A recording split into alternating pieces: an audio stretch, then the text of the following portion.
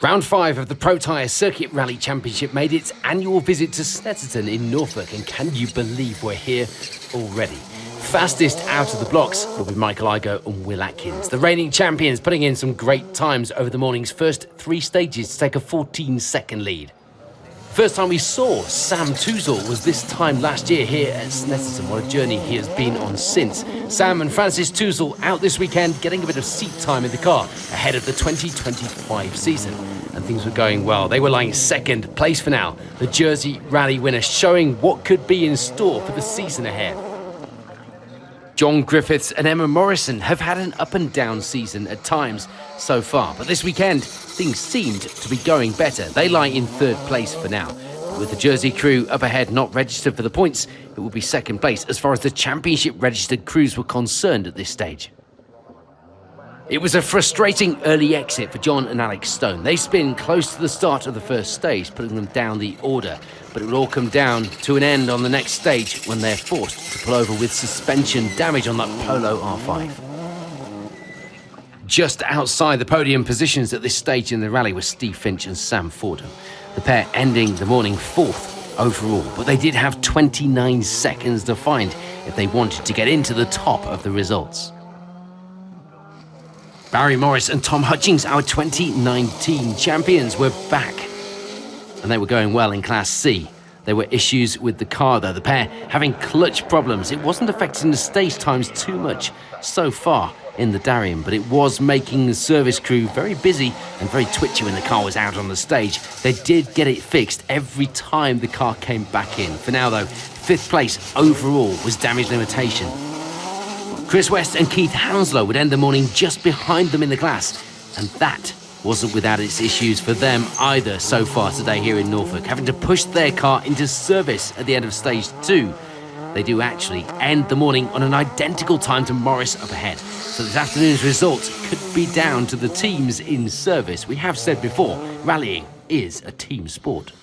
Just 3 seconds back from them on the overall timesheets were Stuart Maloney and Steve McNulty.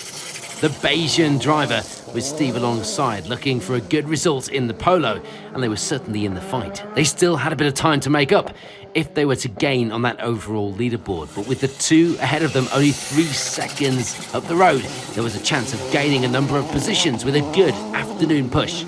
Hugh Brunson and Richard Crozier were not having much luck this morning. That was to say the least. The most noticeable of their bad luck, a big spin on stage 2, costing them some valuable time. But luckily for them, no damage. They'd also been held up previously on the opening stage as well, having to follow a car through the gravel section right to the finish of the stage. And that car would be driven by this man, Darryl Taylor, Sam Weller alongside. They reached the end of the stage having been caught and would end the morning 10th place overall on the leaderboard going into the afternoon stages. And just splitting those crews in 9th place overall will be Daryl Morris and Steve Gully. The pair now in their 2nd season in the R5 car, and they were getting the pace picked up pretty quickly so far this weekend. In Class B, it was the lead so far for Stephen Johansson and Colin Stevens. They end the morning 19th place overall as well in that Impreza. And it was close as well. Stuart Cadman and Mike Withers just 23 seconds back, but 10 seconds of that was a penalty. Leading the way in Class D were Mick and Ben Jowers. They were high up on the overall leaderboard as well, ending the morning with 13th overall. And just 9 seconds back from them were Damien Long and Oliver Marshall. 2nd in the class, 14th overall for now for the Escort pair. In Class E, it was a good advantage at this stage for Chris Woodhouse and Lucy Wilding. They took the early advantage, extending that as the morning goes on as well, lying in 22nd overall. And in 42nd place on the overall leaderboard, we find Ollie Matheson, with Mum Tammy alongside for the first time, switching seats. Ollie normally navigating for Mum on road rallies. The 2nd in class pair were a good way ahead of 3rd place as well at this stage, but they just couldn't get near the top step at this point in the rally. And in Class F, it was 34th overall, and with it the class lead for Jonathan Bray and Darren Siles. It was a position that at the moment they shared with a couple of other crews on the same times on the overall timesheet, so that position would likely change into the afternoon. Which way was the question. And 2nd in Class F at this stage were Brian Marquis and Stuart Delph in the Peugeot 106, lying in 45th place overall. As ever, fast-paced action here at Snetterton. The morning stages are complete, and the leaderboard at the top is shaping up like this.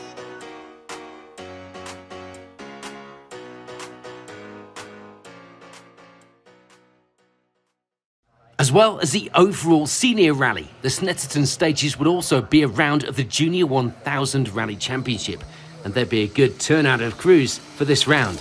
5th place overall by the end of the rally would go to Jack Robinson and Bonnie Papper, showing that the older generation of Nissan Micra could still do the business against the newer, more expensive cars. For Daniel Taylor and Stuart Gilks, it was a 4th place finish. They were a little way off the podium cruise by the end of the event, but still some good times out there through the day. It was a lucky escape, meanwhile, for Johan Thomas and Dylan Davies in the Peugeot 107. They slide straight on at a gravel section of the stage, hitting the fence. Luckily, only a very light tap, and they get away without any notable damage. Which is more than can be said for Lewis and Ellie Arnold. They slide on at the same corner, but would hit the concrete block instead. I know how that feels, causing some damage to the front end of that ex-championship winning Citroën C1. In the podium positions at the end of the rally then, it will be 3rd place for Henry Hyunwil. Ben Duke alongside. The times put them in 2nd, but a 10-second penalty saw them drop a position overall. So that means it's 2nd place for Jaco Edwards and Caron Tomlinson. It was still close though, only 6 seconds in it, with 10 of those being the penalty we just mentioned. A close call, either way you look at it. But taking victory would be Mackenzie Snowden and Jonathan Turnbull. They have a great run to end the rally with almost a minute and a half's lead by the end of the day's 6 stages. Back to the overall senior rally results then, and a look at how the classes ended up here in the Protyre Circuit Rally Championship. And there'd be no change in Class F, with Brian Marquis and Stuart Delph taking 2nd place in the class by the finish. Meanwhile, taking the Class F win were Jonathan Bray and Darren Siles, 32nd place overall in the MG. No change either in Class E. 2nd in that class would stay with Ollie and Tammy Matheson to the finish as they take 33rd place overall. A great lad and mum day out. And it was a dominant victory in the class for Chris Woodhouse and Lucy Wilding. They finished the rally 18th place overall in the Peugeot. We see some change in Class D though. Wayne Hole and Chris Wilson taking over 2nd in the class after Damien Long retires with throttle cable issues. But crucially, the lead of the class didn't change. Mick and Ben Jowers keeping hold of that class lead and finishing just outside the top 10 overall in 11th as well. Class B would see a new 2nd place finisher by the end of the rally, Stuart Cadman retiring with a broken shaft. Stepping up to take that position were Neil Beaumont and Dylan Thomas. It had been close up to that point as well, only 7 seconds between them before Cadman's retirement. But taking the class win, we're delighted. Stephen Johansson and Colin Stevens. A great end to this round for the Subaru pair, who take 14th place overall as well. We're on to the top 10 leaderboard here by the finish of the rally here at Snetterton. And it will be a 10th place finish for Tarek Minott and Harry Walshaw. They gained some positions in the afternoon, taking that spot in the Fiesta Rally 2. Just ahead of them was USA driver George Sherman with Neil Coleman alongside in their similar car. They take 9th place this weekend. For Darrell Taylor and Sam Weller, it will be 8th place overall. The pair would have a 10-second penalty to contend with by the end of the rally, but it didn't actually affect their overall times by the finish. Hugh Brunton and Richard Crozier were unable to claw back anything from that earlier spin and their subsequent hold-up. They'd end the rally 7th place overall in the Skoda, slightly frustrated. And it was a good afternoon for Daryl Morris and Steve Gully. Some good time and, as a result, some places gained. They climb up to 6th place overall, passing Brunton on the leaderboard. The times close as well, not far off a 5th place finish for the pair. But in that 5th place was Rally Barbados winner Stuart Maloney, Steve McNulty alongside. That result also seeing them taking 3rd place in the class as well in that Polo R5.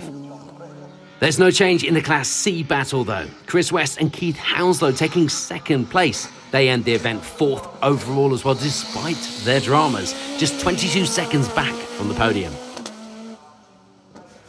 Barry Morris and Tom Hutchings, meanwhile, are back, aren't they? Managing to get that Darien through the rally despite their earlier issues with the clutch. They hold on to take 3rd place overall on the results and also hit the Class C victory. A 10-second penalty, not even changing that outcome. After a strong start, we'd lose Sam and Francis Tuzor. Things had been going so well and they were on track for a 2nd place finish, but a wrong split would see them leave the stage early, putting them out of the running. So that would mean a 2nd place finish for John Griffith and Emma Morrison.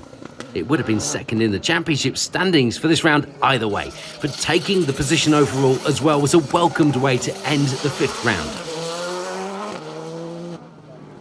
But taking another victory and adding another maximum point score to their total so far this season were Michael Igoe and Will Atkins.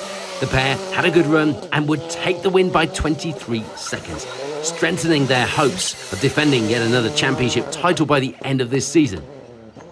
So with the Snetterton stages complete, the results at the top shaped up like this. Next up, the Protyre Circuit Rally Championship crews head for the first of 2 visits to Anglesey this season. Keep an eye on the page for live coverage throughout that rally on the 2nd of March.